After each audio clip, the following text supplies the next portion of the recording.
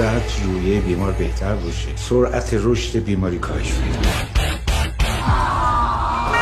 من بیمار داشتم قرار بوده 1 هفته زنده بمونم، ولی الان 1 سال و نیم زنده ام با حفظ روحیه، نشاط و شادی.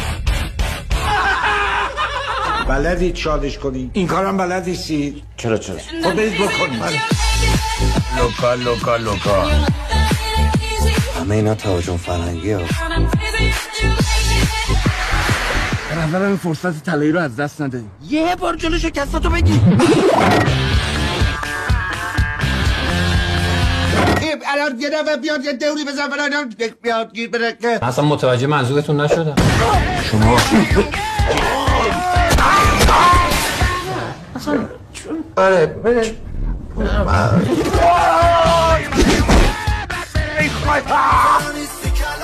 بخون آقا، بخون بیشتر از این اصلا من خود نکن. بخون آقا. کجاش مریضه؟ به خدا فکر میکنم همه اینا نقصات بیاد. آفرین ببر خفته من میخوام خوب زندگی کنم. آیا افتاد سی؟ همه ما میخوام خوب زندگی کنم، نمیشه. خیلی مرد مهربونی بود.